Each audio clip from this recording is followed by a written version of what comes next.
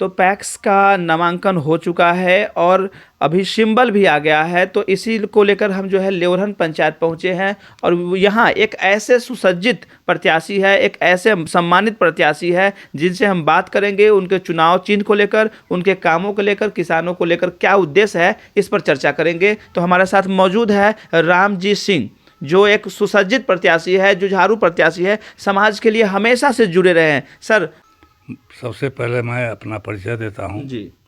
रामजी सिंह, ग्राम post Alinagar लेवरहन, थाना बेलगांव, जिला वैशाली का निवासी हूँ।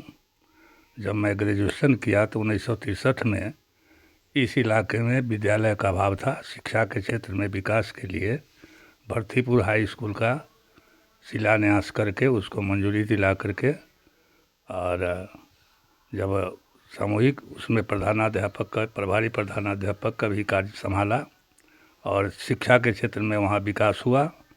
उसके बाद 1995 में स्थानांतरण हुआ तो चंदनपट्टी उच्च विद्यालय में गए, वहाँ भी विकास का काम किए, वहाँ भी शिक्षा का प्रचार प्रसार किया। उसके बाद 2002 में जब रिटायर किए तो फिर समाज से जुड़े रहे। समाज की जितनी भी समस्या, सामूहिक समस्या आती थी उसका निदान करते थे, और राजस्व संबंधी जो भी विवाद समाज के बीच आया उसको सुलझाते रहे। 2009 में चुनाव आया, पैक्स का चुनाव आया, तो 2009 में जब खड़ा हुए तो लोगों ने आवश्यक समझा कि इनके विजय होने से क्षेत्र का विकास होगा। तो जब चुनाव में हम लोगों को विजयी बनाए लोग, तो जो पैक्स संबंधित जितना विकास की संभवतः हुआ यहाँ से लेकर जिला तक किए, अपने ज़मीन को लीज दे करके एक गोडाउन 100 मीट्रिक टन का, एक गोडाउन 200 मीट्रिक टन का, उसका शिलान्यास जो अभी भी स्थापित है। और किसानों की जो भी आवश्यकता है, कृषि रोड मैप के अंतर्गत जितनी आवश्यकता हुई किसानों को, जैसे उचित दाम पर खाद का वितरण करना, वो जब हम पैक्स रहे तो अभी तत्काल में पैक्स अध्यक्ष नहीं हूँ, 2 बार जीता हूँ, 2009 में और 2014 में। तो जब 2014 में जीते, उसके बाद 2019 में जोगिंदर सिंह को लोग चुना, तो हम देखे कि भाई लोगों को मौका मिले, तब मौका मिलने पर लोग देखेगा, तुलना करेगा कि कौन अच्छे हैं, जो समाज के लिए अच्छे कर सकते हैं। इसका अनुभव लोगों को 5 वर्ष का हुआ कि उनके द्वारा क्या कार्य हुआ नहीं हुआ। तो अभी हम फिर जो अभाव हम देखे, चूँकि वो उनको फर्टिलाइज़र लाना था, वो खाद नहीं लाए। किसानों के बीच जो अन्न का वितरण करना था, अपने पंचायत में नहीं वितरण करके दूसरे ज़िला में वितरण किए।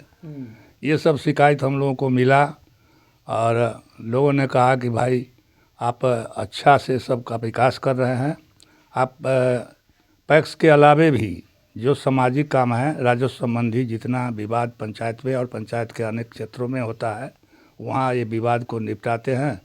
तो लोगों ने आग्रह किया कि इस बार भी आप खड़े होइए और हम आपको विजयी बनावेंगे, और जो काम अधूरा पड़ा हुआ है उस काम को पूरा करेंगे। सर, कौन कौन से काम आपको ऐसे लग रहे हैं जो अधूरा है और जिस पर काम करने से किसानों को फ़ायदा मिलेगा? अब जैसे देखिए, अभी ऐसा माहौल आ गया है कि भोजन दूषित हो गया है, अन्न दूषित हो गया है, पर्यावरण दूषित हो गया है, पानी दूषित हो गया है। तो इसके निवारण के लिए अब हम चाहेंगे कि जैविक खेती का उत्पादन किया जाए। जैविक खेती से क्या होगा कि मिट्टी में जो प्रदूषण आ गया है, दूषित हो गया है, या कीटनाशक दवा से जो दूषित हो गया है, जिससे मनुष्य के जीवन पर प्रभाव पड़ता है। बहुत कम उम्र में अनेक प्रकार की बीमारियां उत्पन्न हो गई है। उस बीमारी से निजात पाने के लिए हम चाहेंगे कि जैविक खेती का प्रचार प्रसार हो, और लोग फिर पुराने अनाज को, जैसे मरुआ हुआ, कोदो हुआ, कौनी हुआ, इसका उत्पादन होगा तो उसमें इम्यूनिटी पावर अधिक है, और उस अनाज को खाने से ये सब जो बीमारी है ये सब कम होगा और लोग अधिक दिनों तक जीवित रहेंगे।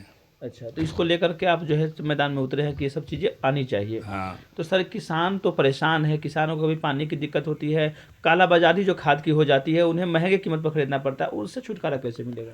अच्छा, इसके संबंध में, पानी के संबंध में, जैसे सिंचाई के लिए योजना आई, जैसे 90% अनुदान पर एक योजना आई, जो एक तो मैं अपने बनवाया 5 संगठन करके, और एक और विनोद सिंह है उनका हुआ, जहाँ पर पानी लोग कम पैसे में पटाते हैं। लोग सुविधा के अनुसार जिस क्षेत्र में इसका निर्माण हुआ है वहाँ लोग पानी पटाते हैं। ये विकास का काम हुआ है।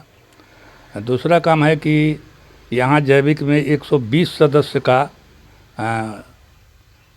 से जैविक कॉरिडोर बना, जिसमें 3 वर्षों तक 11,500 रुपया हर एक किसान को मिला, जिससे किसान उससे लाभ उठावे। वो रिटर्न करना नहीं है, वो किसान के फ़ायदे के लिए था।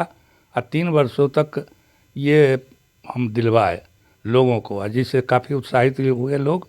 और यहाँ काफ़ी विकास हुआ है। सब्जी के खेती में लोग काफ़ी आगे बढ़े हैं और उत्पादन बढ़ा है। सिंचाई की भी सुविधा दिलाए, और उर्वरक को कम करने के, उर्वरक को उचित दाम के लिए जब दो टर्म हम रहे, तो पूरे ब्लॉक में, पूरे जिला में जितने पैक्स अध्यक्ष थे, कैंप लगा करके और जिला कृषि पदाधिकारी से लाइसेंस दिलवाए और क्रेडिट पर खाद उपलब्ध कराए लोगों को। और फिर उस खाद को हम लोग रिटर्न कराए पैक्स अध्यक्षों से, जिससे किसानों को फ़ायदा हुआ। अपने यहाँ जब चुनाव हम हार गए, तो देखे कि जो नए जो पैक्स अध्यक्ष हैं, वो खाद 1 साल लाए, उसके बाद नहीं लाए, तो किसानों में फिर अभाव देखा। तो हम फिर इसी जैविक कॉरिडोर से लाइसेंस लेकर के उचित दामों पर किसान को हम उपलब्ध कराएं। खाद, बीज, कीटनाशक दवा, जो भी आवश्यकता हुआ उचित दाम पर हम लोगों को दिलाए। ये आपको क्षेत्र में जाइएगा, अगर क्षेत्र में इस बात की चर्चा कीजिएगा, तो लोग बताएंगे इस बिंदु पर जितनी बिंदु की हम चर्चा किए हैं। और समाज में चाहे कोई भी समस्या हो, उस समस्या में लोग जहां हमको खोजते हैं, वहां हम उपस्थित रहते हैं। मेरा एक ही मात्र उद्देश्य है कि मनुष्य जीवन में जब अवतार लिए हैं, तो कम से कम मनुष्य जीवन की सार्थकता तभी है जब हम किसी के काम आवें, चाहे जिस रूप में हो। सर सबसे बड़ी बात है कि आप तो शिक्षक भी रहे हैं, तो सबसे रास्ता दिखाने वाले तो शिक्षक होते हैं। उसके अलावा समाज के लिए आप हमेशा खड़े रहे हैं और किसानों के लिए भी खड़े रहे हैं। अब जो किसानों की समस्याएं हैं उन पर भी आपने काफ़ी काम किया है। तो ज़रूरत है कि अपना जो चुनाव चिन्ह अगर आ गया है, क्योंकि 29 तारीख को ही वोटिंग है, तो अपना चुनाव चिन्ह पहले, जो आपके जो वोटर्स हैं, जो समाज के लोग हैं, उन्हें अपना चुनाव चिन्ह पहले बता दें। मेरा चुनाव चिन्ह है किताब छाप, जो 7 उम्मीदवार खड़े हैं, जिसमें तीसरे स्थान पर है। इसके अलावा भी लोग जब आवश्यक समझे तो हमको पातेपुर प्रखंड के आत्मा के अध्यक्ष बनाए। इस आत्मा के अध्यक्ष के द्वारा जो भी विकास का कार्य, जो भी योजना आता है कृषि संबंधी, सभी योजनाओं को हम लाभ किसानों को दिलवाते हैं पूरे क्षेत्र में। राजनीति में आने से पहले से ही समाज सेवा में लगे रहे हैं कि आने के बाद से? नहीं, ये तो मेरा जीवन ही ऐसा हुआ कि मैं जब शिक्षा विभाग में था, तो शिक्षा विभाग में भी चुनाव लड़े। हाँ, उसमें भी मंत्री बने। अच्छा। उसमें भी राज्य के सदस्य बने, उसमें भी लड़ाई लड़े, 3 बार जेल गए, और जेल जा कर के हाई स्कूल करो सरकारी और केंद्रीय वेतनमान दो, तो हाई स्कूल सरकारी हुआ, केंद्रीय वेतनमान भी दिलाए। और हम रिटायर करने के बाद जो मेहनत किए, उसका फल पूरे शिक्षकों को भी मिल रहा है, हम भी लाभ उठा रहे हैं, और ये मिलता रहेगा। जब तो समाज को भी आगे लेके चलते रहे। हाँ, समाज को भी आगे लेके चलते रहे हैं। अब जब जिस समय हम विद्यालय में स्थापना किए थे, उस समय समाज की ऐसी स्थिति थी कि लोगों को भरपेट भोजन नहीं मिलता था, पढ़ाई के लिए पैसे नहीं होते थे। 2.5 रुपया दरमाहा था छात्रों का, अगर 1.25 रुपया उसको माफ़ कर देते थे तो लगता था कि देवता हैं। इस तरह से गरीब विद्यार्थी को हम लोग आगे बढ़ाने का प्रयास किए, और जब इस क्षेत्र में विद्यालय बन गया भरतीपुर में, तो आज काफ़ी विकास हुआ है। भरतीपुर का एक विकास हुआ है, इस क्षेत्र का विकास हुआ है। और पातेपुर में किसानों के फायदा के लिए इफ़को कंपनी से व्यापार मंडल में भी ई केंद्र खुलवा दिए हैं, जिससे किसानों को काफ़ी लाभ हो रहा है, उचित दाम पर मिल रहा है। और ये इफ़को के हम सदस्य भी हैं। इफ़को कंपनी के ये अलीनगर लेवरन पंचायत पैक्स ये शेयर होल्डर है। ये शेयर जो भी इफ़को कंपनी में लाभ होता है, एक शेयर पर जो भी लाभ होता है ये पैक्स को मिलता है और मिलता रहेगा। विकास का काम जारी रहेगा। चलिए, धन्यवाद सर।